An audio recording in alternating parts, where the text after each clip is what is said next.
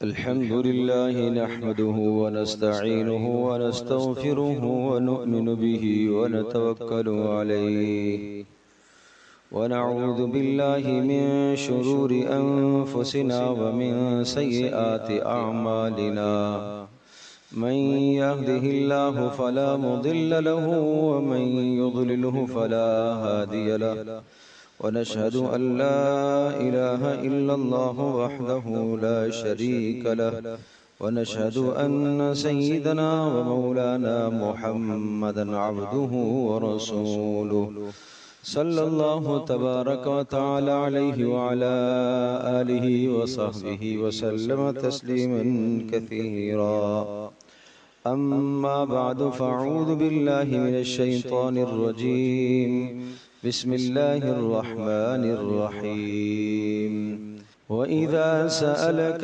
عبادي عني فإني قريب أجيب دعوة الداعي إذا دعاني فليستجيبوا لي وليؤمنوا بي لعلهم يرشدون صدق الله مولانا العظيم رب اشرح لي صدري ويسر لي أمري واحلل عقدة من لساني يفقه قولي اللهم صل على محمد وعلى آل محمد كما صليت على إبراهيم وعلى آل إبراهيم إنك حميد مجيد اللهم بارك على محمد وعلى آل محمد كما باركت على إبراهيم وعلى آل إبراهيم إنك حميد مجيد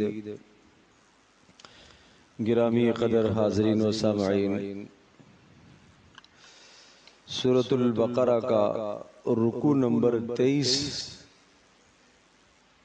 اس مبارک رکوع میں اللہ جل جلالہ نے روزے کے احکام اور مسائل کو ذکر فرمایا۔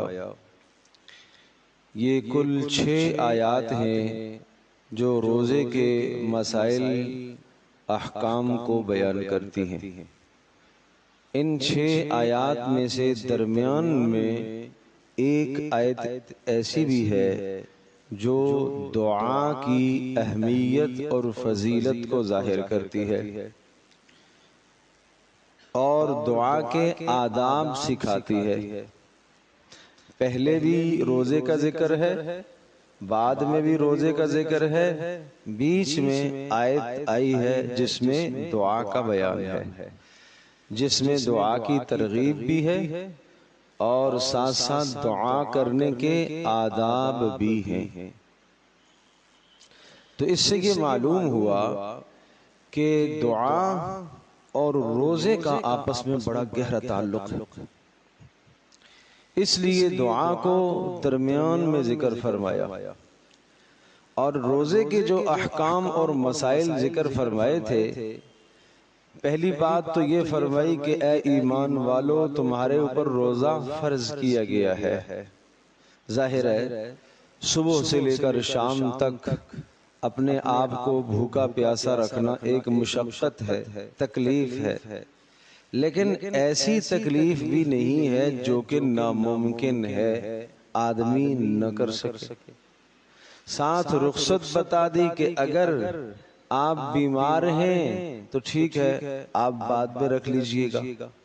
ایسی بیماری ہے کہ روزہ رکھنے سے کمزور ہو جانے کا خدشہ ہے یا بہت زیادہ تکلیف کے بڑھ جانے کا خدشہ ہے تو آپ بعد میں رکھ لینا۔ اچھا، اگر آپ مسافر ہیں تو سفر میں آپ کو مشقت آ رہی ہے تو ٹھیک ہے، بعد میں قضا کر لینا۔ اور ساتھ ساتھ یہ بھی ارشاد فرمایا کہ اللہ تبارک و تعالیٰ تمہارے لیے آسانیاں چاہتا ہے۔ بڑی پیاری بات ہے، ذہن نشین فرمائیے۔ حکم دیا کہ روزے رکھو، اے اللہ یہ تو مشقت ہے، تو جواب آ گیا کہ یہ صرف تمہارے اوپر نہیں ہے، تم سے پہلوں پر بھی فرض کیے گئے تھے۔ اچھا، اے اللہ کتنا عرصہ رکھیں گے؟ ایام معدودات، چند دن کی تو بات ہے، 29 یا 30 روزے رکھنے ہیں، فائدہ تمہیں بہت زیادہ ہوگا، لعلکم تتقون، تمہاری زندگی بدل جائے گی اس سے، اگر صحیح طرح سے تم روزے رکھو گے تو تمہاری زندگی بدل جائے گی۔ اور پھر ساتھ ساتھ رمضان کے مہینے کے فضائل بھی ذکر فرما دیے کہ یہ وہ مہینہ عظیم الشان ہے کہ جس میں اللہ نے قرآن اتارا ہے۔ تمام 12 مہینوں میں سے اس مہینے کا اللہ نے جو انتخاب فرمایا کہ قرآن کریم اس مہینے میں اللہ پاک نے اتارا، کیسے کہ آسمان تک، یعنی لوح محفوظ سے لے کر آسمان تک، آسمان دنیا تک، ایک ہی رات میں، لیلۃ القدر کی رات میں اللہ نے اتارا۔ اور وہ لیلۃ القدر کب آتی ہے؟ رمضان میں آتی ہے۔ پھر اس کے بعد فرمایا کہ اللہ تمہارے لیے آسانیاں چاہتا ہے، مشقت نہیں ڈالنا چاہتا۔ اور پھر ارشاد فرمایا کہ تمہیں اللہ کا شکر گزار بننا چاہیے۔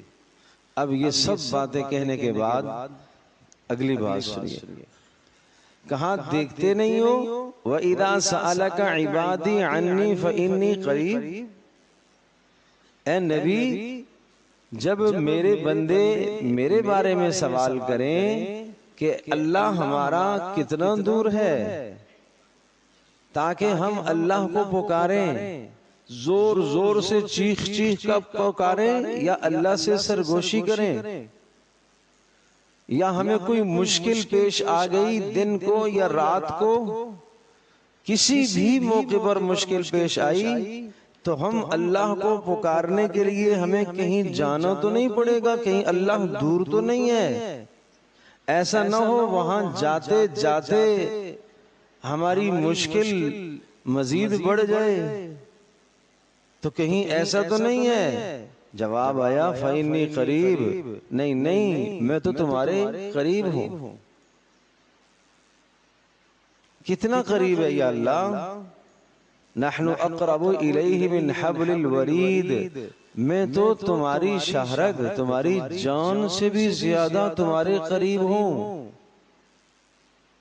اچھا اب اگلی بات سنیے گا، اجیب دعوت الداعی اذا دعان، کہ جب بھی کوئی دعا کرنے والا، پکارنے والا، فریاد کرنے والا، حاجت مانگنے والا میرے سامنے ہاتھ پھیلاتا ہے، جب بھی پھیلاتا ہے، دن کو پھیلائے، رات کو پھیلائے، اندھیرے میں پھیلائے، روشنی میں ہاتھ پھیلائے، سب لوگوں کے سامنے کرے، تنہائی میں بیٹھ کر کرے، جس وقت کرے، جس وقت کرے، جس مشکل میں کرے، جس مصیبت میں وہ کرے، ہاتھ اٹھانے کا موقع نہیں ہے، دل دل میں کرے، زور زور سے چیخنا پکارنا ضروری نہیں ہے، دل دل میں کرے، اونٹ بھی نہ ہلیں، لب بھی نہ ہلیں، کہ اگر اونٹ ہل گئے، ہاتھ اٹھا دیے تو سامنے کوئی دشمن ہے مار دے گا، یا اللہ اب کیسے دعا کروں، دل دل میں کر لو۔ اجیب دعوت الداعی اذا دعان، کہ جب کوئی بندہ مجھے پکارتا ہے اور مجھ سے اپنی فریاد کرتا ہے اور مجھ سے اپنی حاجت اور ضرورت کو بیان کرتا ہے، اجیب، تو میں اس کی ضرورت کو فوری پورا کرتا ہوں۔ یہ ترغیب اس لیے ہے کہ پیچھے بات آئی روزے کی، تو پھر میری بات مان لو نا، میں تمہاری حاجتوں کو جب پورا کرتا ہوں تو روزے کا حکم میری طرف سے آیا، تو اس کو تم کیوں نہیں مانتے ہو؟ اس کو قبول کر لو۔ اب اگلا جملہ سنیے، فَلْيَسْتَجِيبُوا لِي وَلْيُؤْمِنُوا بِي لَعَلَّهُمْ يَرْشُدُونَ، جب میں تمہاری ہر مشکل میں کام آتا ہوں، میں تمہاری ہر فریاد کو سنتا ہوں، میں تمہاری دعا کو قبول کرتا ہوں، اور کام بنانے کے لیے جو اسباب ہوتے ہیں نا، میں ایک کام کرنے لگا ہوں، میں ایک کاروبار کرنے لگا ہوں، اس کاروبار کے لیے کیا چاہیے؟ مجھے کوئی سرمایہ چاہیے نا، یہ سبب ہے۔ تو اپنے کام بنانے کے لیے جس طرح سے اسباب ہیں، اسی طرح سے اسباب میں سے ایک بہترین سبب دعا بھی ہے. نہیں سمجھے؟ مگر ہم وہ اسباب لے لیتے ہیں، یہ اسباب ہم چھوڑ دیتے ہیں. وہ اسباب بڑی زور و شور سے ہم جمع کرتے ہیں، مگر یہ جو سب سے مؤثر سبب ہے دعا، اس کو ہم نہیں چھیڑتے.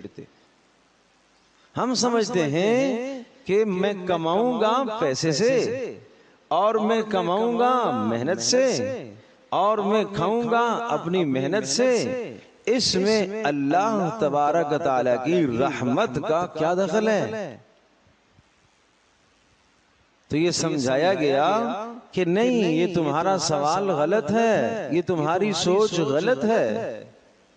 فَلْيَسْتَجِيبُوا لِي، جب میں تمہاری پکار کو سنتا ہوں، تمہاری دعا کو قبول کرتا ہوں، تم دن کو پکارو، تم رات کو پکارو، تم اندھیرے میں پکارو، ہر حال میں تمہاری بات سنتا ہوں، تو فَلْيَسْتَجِيبُوا لِي، تمہیں بھی تو میری بات ماننی چاہیے. نہیں سمجھے؟ جب میں تمہاری بات مانتا ہوں تو تمہیں بھی کیا کرنا چاہیے؟ میری بات کو ماننا چاہیے. تمہیں بھی تو میری بات کو تسلیم کرنا چاہیے. تمہیں بھی تو روزے کا حکم ہے تو روزہ تمہیں رکھنا چاہیے. پھر جن آداب کے ساتھ روزے کو رکھنے کا حکم دیا ہے ان آداب کے ساتھ تمہیں رکھنا چاہیے. جس طرح سے میرے نبی نے پھر روزہ رکھ کر تمہیں دکھایا، تمہیں اس طرح سے روزہ رکھنا چاہیے کہ تم مجھ سے امید رکھتے ہو، ہاتھ پھیلاتے ہو، دعا مانگتے ہو تو میں تمہاری حاجت کو پورا کرتا ہوں. تو تمہیں فَلْيَسْتَجِيبُوا لِي، پھر صرف مجھے ہی پکارنا چاہیے اور میری بات کو ماننا چاہیے اور میری اطاعت اور فرما برداری کو کرنا چاہیے. جیسے میں تمہاری بات کو مانتا ہوں اور تمہاری حاجت کو پورا کر لیتا ہوں، تم بھی میری بات کو مانتے ہو. اللہ سے مانگا گڑ گڑا کے، یا اللہ یہ کام ہے، یہ مشکل ہے، یہ مشکل ہے، یا اللہ حل کر دے، یہ بیماری آئی ہے، یا اللہ دور کر دے. خوب خوب مانگا، اللہ نے بیماری دور کر دی. مشکل میں پڑے ہوئے تھے، اللہ نے مشکل دور کر دی. کاروبار نہیں تھا، اللہ نے کاروبار دے دیا. نوکری جاب نہیں تھی، اللہ نے جاب بھی دے دی. اب جب اللہ نے یہ کام کر دیا تو اب سوال مجھ سے اللہ کی طرف سے ہو رہا، کیا تو نے بھی میری ساری باتیں مانی ہیں؟ نہیں اللہ، وہ 4 دعائیں میں نے مانگی تھی، ان میں سے 2 تو قبول ہوئی، 2 نہیں قبول ہوئی. اس لیے 2 نہیں جب قبول ہوئی تو میں نے بھی آدھا مانا، آپ نے آدھی دعا قبول کی، میں نے بھی آدھا مانا. ہمارے ذہن سے یہ سوال ہے. اور نہیں میرے پیارو، اللہ تبارک و تعالیٰ کہہ رہا ہے اجیب دعوت الداعی اذا دعان، میں تو تمہاری ساری دعاؤں کو قبول کروں گا. ہاں یہ میں دیکھوں گا کہ جو چیز تو نے مانگی ہے، اگر وہ آخرت کی تو نے مانگی ہے، اے اللہ مجھے جنت عطا فرما، جہنم سے مجھے محفوظ فرما، آخرت کی کامیابی نصیب فرما، وہ تو میں بلا ادنا تأمل کے قبول کر لوں گا. اگر تیری دعا کیسی ہوئی؟ آخرت سے متعلق ہوئی تو تیری دعا کو تو میں ضرور قبول کروں گا. اور اگر تیری دعا دنیا سے متعلق ہوئی، تو نے دنیا کی کوئی چیز مانگی ہے، تو پھر میں اس میں دیکھوں گا، اگر اس چیز میں تیرے لیے بہتری ہوئی تو تجھے دوں گا، اور اگر نہ بہتری ہوئی تو میں نہیں دوں گا. غلط فیصلہ ہے بھائی؟ بولو بھائی، ہمیں تو نہیں پتا نا، جو چیز میں مانگ رہا ہوں یہ کل میرے حق میں بہتر ہوگی یا نہیں ہوگی. مجھے تو اچھا لگ رہا ہے. عَسَىٰ أَن تُحِبُّوا شَيْئًا وَهُوَ كُرْهٌ لَكُمْ، کچھ چیز تمہیں پسند ہوگی، محبوب ہوگی، لیکن حقیقت میں وہ تمہارے لیے آگے جا کر بری بن جائے گی. ایک آدمی نے شادی کی ہے اور بڑی جناب جتن سے اور محنت سے، اور جناب اس نے بہت ہی زیادہ پسند کر کے شادی کی ہے، لیکن چند دن کے بعد تو مسئلہ خراب ہو گیا، جدائی ہو گئی. اب یہ تو سمجھ رہا تھا کیا یہ اس لیے لے کے آیا تھا کہ چند دن کے بعد جدائی کر دیں گے؟ نہیں، یہ تو شادی اس لیے کر کے لایا تھا کہ میں ساری زندگی اسی کے ساتھ گزاروں گا. لیکن اسے تو نہیں پتا تھا. اس نے مانگا تو نہیں ہے اللہ سے، پیسہ تھا، کیا ضرورت تھی مانگنے کی؟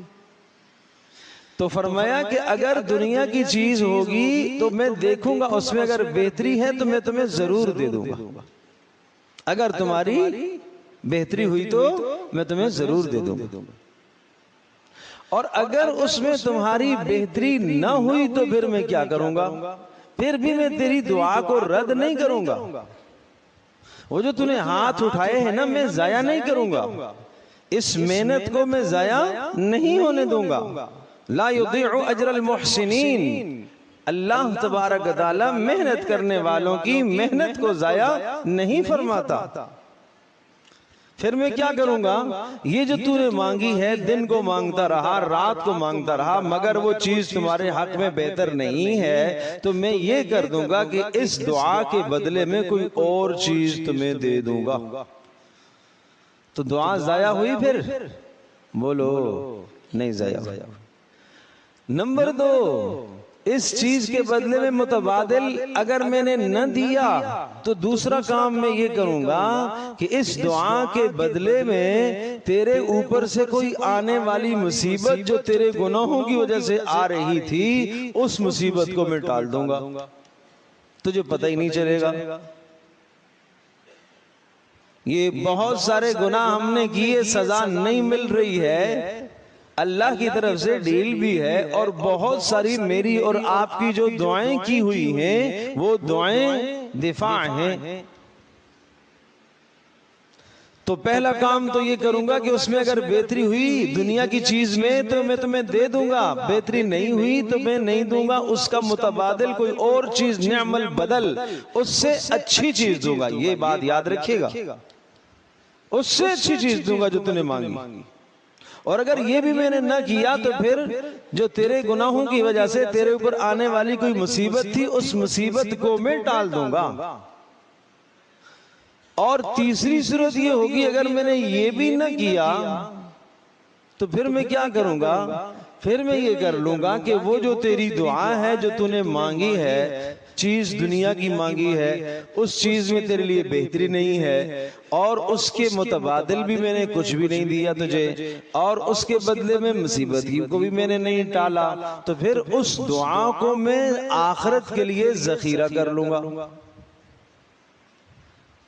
آخرت کے لیے ذخیرہ کر لوں گا۔ آدھا گھنٹہ آپ نے مانگی ہے تو یہ آدھا گھنٹہ میں اس کو ذخیرہ کر لوں گا آخرت کے لیے، اور آخرت میں پھر تجھے اس آدھے گھنٹے کے مانگنے پر میں آخرت میں تجھے انعام دوں گا،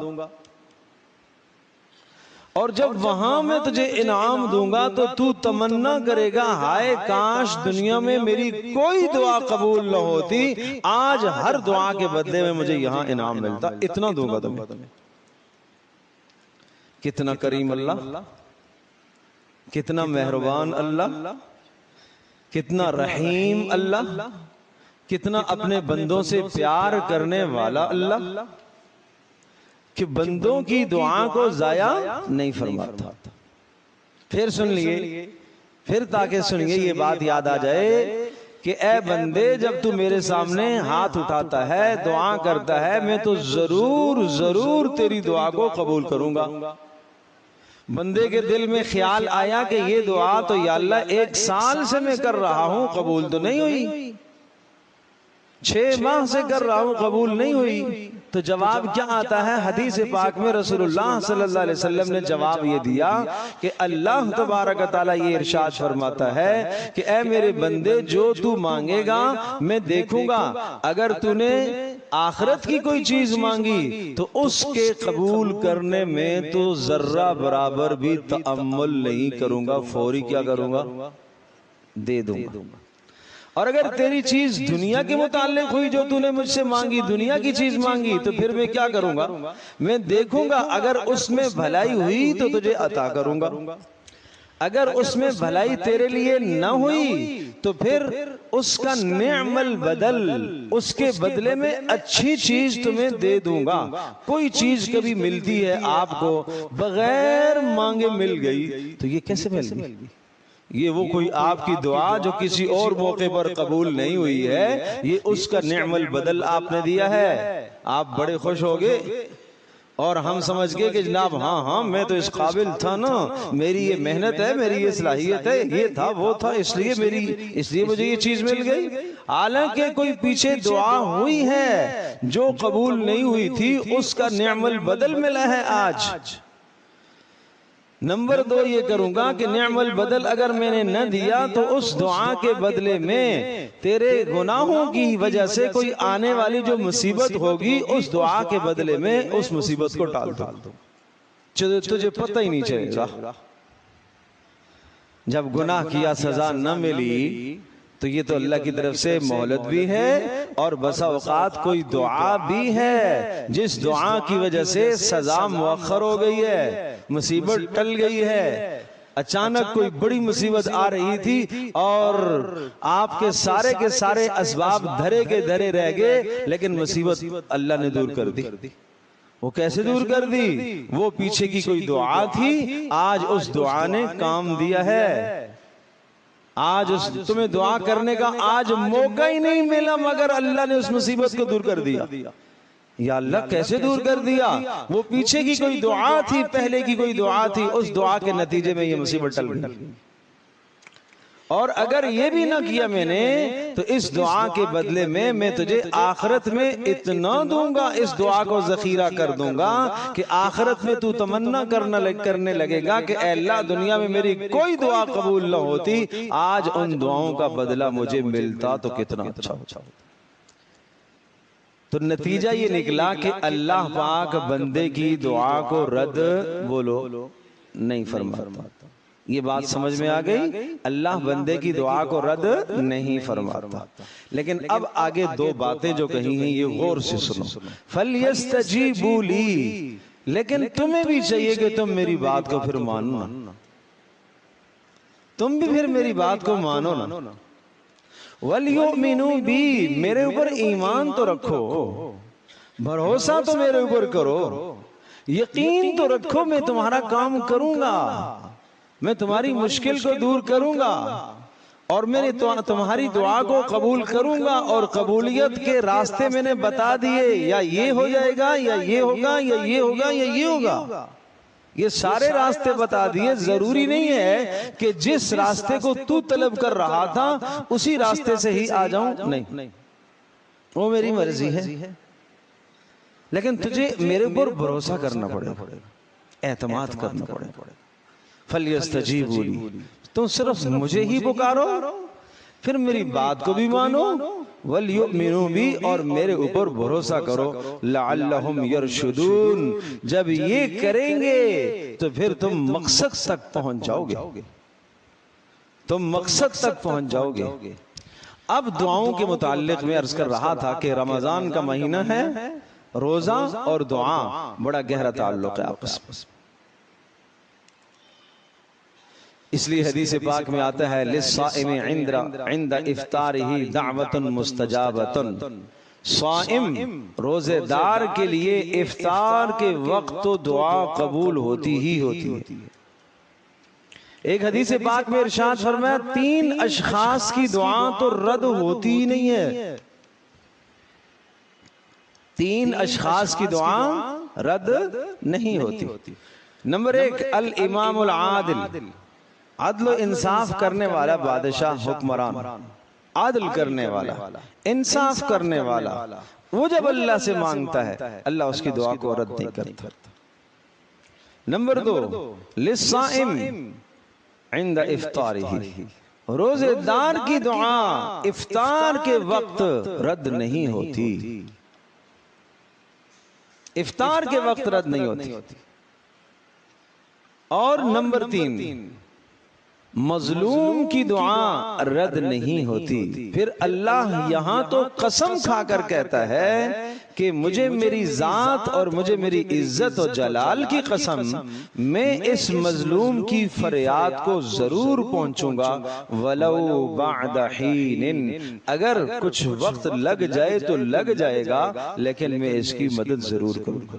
وقت کیوں لگے گا؟ وقت اس لیے نہیں لگے گا کہ اللہ کوئی فوری انتظام نہیں کر سکتا، اللہ قادر۔ وقت اس لیے لگے گا کہ تھوڑا سا اس کا امتحان بھی مطلوب ہے، تھوڑا سا اس کا امتحان بھی تو مطلوب ہے کہ یہ کیا کرتا ہے، ایک بار دعا کر کے بھاگ جاتا ہے یا بار بار میری طرف تضرع کرتا ہے؟ ایک بار دعا کی قبول نہیں ہوئی تو اب کہاں جاتا ہے، کسی اور کے پاس تو نہیں جا رہا۔ ہاں، اس کا بھی امتحان مقصود ہے نا، اس کا بھی امتحان مطلوب ہے۔ تو ان تین اشخاص کی میں دعا رد نہیں کرتا۔ تو اس لیے میرے عزیز دوستو اور بزرگوں، یہ مبارک مہینہ دعاؤں کا ہے۔ اتنی دعائیں اللہ سے مانگو، سحر اور افطار میں اتنی دعائیں مانگو، تھکا دو اپنے آپ کو دعا میں، تھکا دو۔ اب ساتھ رسول اللہ صلی اللہ علیہ وسلم کے ارشاد کے مطابق دعاؤں کے ساتھ کچھ چیزوں کو اور جوڑیں تاکہ دعا کی قبولیت یقینی ہو جائے۔ نمبر ایک، دعا قبول یقیناً ہوگی۔ نمبر ایک، پہلی بات شرط کے طور پر لازمی ہے، اگر یہ نہیں ہوگی تو دعا پھر قبول نہیں ہوگی۔ شرط ہے کیا؟ اکل حلال، پیٹ میں حلال گیا ہوا ہو، بس۔ دعا کا اور حلال مال کا بڑا گہرا تعلق ہے آپس میں۔ اگر حرام کا لقمہ چلا گیا، یا جسم پر لباس حرام کا پہنا ہوا ہے، یا جسم نے پرورش پائی ہوئی ہے حرام مال سے، تو پھر دعا قبول نہیں ہوگی۔ اب کیا کریں؟ پہلے حرام سے توبہ کر لو، اس کو چھوڑ دو، جو کمایا چھوڑ دو۔ اگر ایسی کیفیت ہے کمائی کی کہ اب کوئی اور چارہ کار نہیں ہے تمہارے لیے، تو گزارا کرو، اچھا تلاش کرو، حلال تلاش کرو، اس طور سے تلاش کرو جس طرح سے بے روزگار آدمی تلاش کیا کرتا ہے، اور ساتھ ساتھ اللہ سے توبہ بھی کرتے رہو کہ اللہ میں مجبور ہوں اس حالت میں، لیکن واقعتاً جیسے مجبور آدمی ہوتا ہے ایسے بن کر مانگے اللہ سے، اے اللہ میرے لیے حلال کا انتظام فرما۔ اور اگر فوری طور پر اس حرام سے علیحدہ ہونا ممکن ہے، فوری ہو جاؤ۔ لیکن اگر ممکن نہیں ہے، گھر میں فاقے آنے کا خدشہ ہے، مر جانے کا خدشہ ہے، شدید تکلیف میں پڑ جانے کا خدشہ ہے، تو یہاں یہی گنجائش دی ہے کہ کچھ وقت کے لیے اس کو اختیار کر لو، اللہ سے توبہ اور استغفار کرتے رہو۔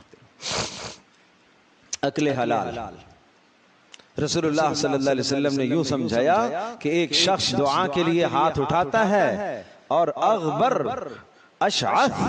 اغبر سر سے لے کر پیر تک اتنا لمبا سفر حج کے لیے سفر کر کے آیا، احرام باندھا ہوا ہے، اور اتنا طویل سفر کر کے آیا کہ پورا کا پورا جسم اور پورے کے پورا احرام جو اوپر لپٹا ہوا ہے، چادریں گرد و غبار سے بھری ہوئی، اتنے دور سے آیا اللہ کو منانے کے لیے، ٹھیک ہے؟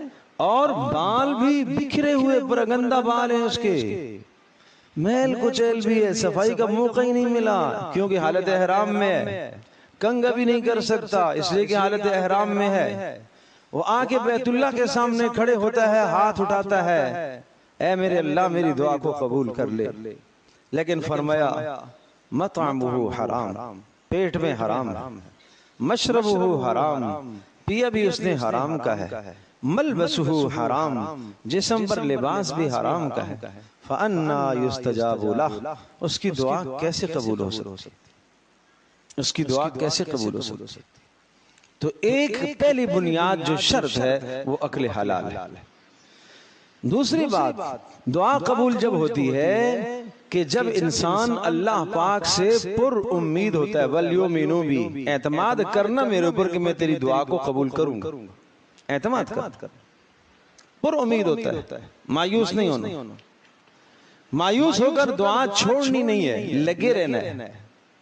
تیسری بات، دل جمعی کے ساتھ توجہ اور دل جمعی کے ساتھ دعا کرنی ہے، یہ نہیں کہ میں نے ہاتھ تو اٹھائے ہوئے ہیں، دیکھ ادھر رہا ہوں ادھر رہا ہوں ادھر رہا ہوں، کسی اور سوچ میں لگا ہوا ہوں۔ دل جمعی کا مطلب کیا ہوا کہ جناب میں سر سے لے کر پیر تک ایک ہی ذات اللہ کی طرف متوجہ ہوں، میرا دماغ بھی ادھر لگا ہوا ہے، زبان بھی یہیں چل رہی ہے، اور میرے ہاتھ بھی اسی کے سامنے اٹھے ہوئے ہیں، اور میرا چہرہ بھی سوالی بنا ہوا ہے، اور شکل بھی سوالی کی بری ہوئی ہے، تو بیٹھنا بھی میرا کیا ہے، سوالی کے انداز کا ہے۔ تو یہ ہے بات، پھر اس کو کہیں گے دل جمعی، اس کو کہیں گے دل جمعی۔ تھکا دینا اپنے آپ کو،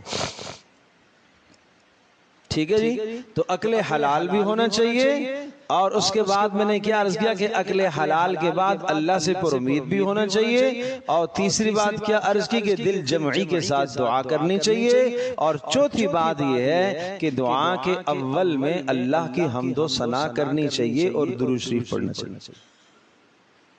دعا کے اول میں اللہ کی حمد و ثنا کرنی چاہیے اور درود شریف پڑھنا چاہیے۔ اب حمد و ثنا میں ہمیں کیا معلوم کہ حمد و ثنا کیا ہے؟ بھائی اللہ کی تعریف کرنی ہے نا، اپنی زبان میں کر لو، اپنی زبان میں نہیں کر پاتے ہو تو سورۃ الفاتحہ اللہ کی حمد ہے، لا الہ الا اللہ وحدہ لا شریک لہ یہ اللہ کی حمد ہے، سبحان اللہ والحمد للہ ولا الہ الا اللہ واللہ اکبر یہ اللہ کی حمد و ثنا ہے۔ یا اللہ یا رحمان اللہ کے نام یاد ہیں یہ پڑھ لو، یہ اللہ کی حمد و ثنا ہی ہے۔ اے اللہ تو آسمانوں کو پیدا کرنے والا ہے، اے اللہ زمینوں کا بنانے والا تو ہے، اے اللہ ساری کائنات کا تو خالق ہے، سب کو تو روزیاں دیتا ہے، اے اللہ میری روزی کا مسئلہ بھی حل کر دے، یوں مانگو تیرے لیے اے اللہ کیا مشکل ہے۔ اور نمبر 5 اپنی بے بسی کا اعتراف کرو، اپنی بے بسی کا، اے اللہ میں کچھ نہیں، میرے اسباب کچھ نہیں ہیں، اے اللہ اصل تو تیری طرف سے مدد آئے گی، میں کچھ نہیں ہوں، میرے اسباب کچھ نہیں۔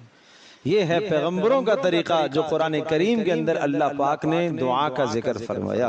تو اس طرح سے افطار اور سحر میں دل جمعی کے ساتھ، عقل حلال کے ساتھ، اور اسی طرح سے خوب اللہ سے پر امید ہو کر، اور شروع میں حمد و ثنا اور درود شریف پڑھ کر، اور خوب دل جمعی کے ساتھ گڑ گڑا کر اللہ سے مانگو۔ یہ مہینہ دعا کا مہینہ ہے، تو کوئی افطار میرا بغیر دعا کے نہ ہو، اور اچھی طرح سے دعا، اور کوئی سحر میری بغیر دعا کے نہ ہو، اور کوئی دن ایسا نہ ہو جس دن میں نے ہر نماز کے بعد اللہ کے سامنے ہاتھ نہ اٹھائے ہوں۔ میں کبھی کبھی اپنے پیارے دوستوں کو دیکھتا ہوں جیسے ہی اسلام پھرتا ہے بھاگ رہے ہوتے۔ اللہ اکبر، کیوں بھائی کیا جلدی ہے، کیا جلدی ہے؟ جلدی بھی ہوتی ہے، ایمرجنسی کا مطلب یہ ہے کہ اگر میں یہاں دعا میں بیٹھ گیا تو میرا شدید بڑا نقصان ہو جائے گا، اس کو کہتے ہیں ایمرجنسی۔ گھر میں کوئی بیمار پڑا ہوا ہے، جلدی جلدی آیا تھا، اماں نماز پڑھ کے بس فوری بھاگا ہوا ہے، ایمرجنسی ہے، ٹھیک ہے جاؤ۔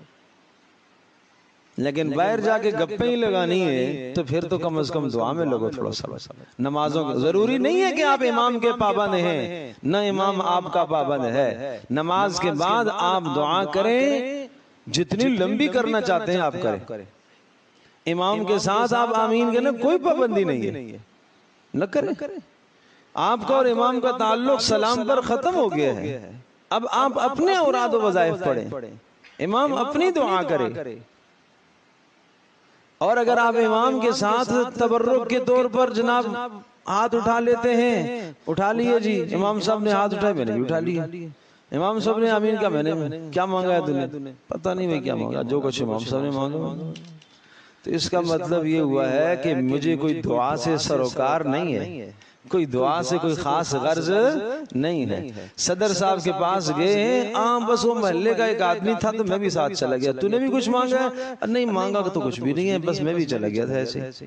میرے پیارو نماز کے بعد دعائیں قبول ہوتی ہیں، دل جمعی کے ساتھ اللہ سے مانگا کرو، اللہ سے مانگا کرو، بس فرضی نہ ہاتھ اٹھایا کرو، اور فرضی ہاتھ اٹھا کر بس یوں کر لیا کرو اور پھر جاؤ بھاگو، کچھ پتہ ہی نہیں ہے اللہ کے بندے نے کیا دعا مانگی، ایسا نہ کرو، یہ دعا کے ساتھ مذاق ہے بھائی۔ یہ اللہ کے دربار کے ساتھ مذاق ہے، یہ مذاق نہ اڑایا کرو۔ دنیا میں بہت جگہ مذاق کرنے کی، دین نہیں ہے مذاق کرنے کا۔ الدعاء مخ العبادہ، عبادت کا خلاصہ تو دعا ہی تو ہے، اور نہ مانگنے پر اللہ ناراض ہوتا ہے۔ وقال ربکم ادعونی، میرے بندوں سے کہو کہ مجھے پکاریں۔ ان الذین یستکبرون عن عبادتی، جو مجھے نہیں پکارتے تکبر کرتے ہیں، سیدخلون جہنم داخرین، ذلیل کر کے ان کو جہنم میں داخل کروں گا۔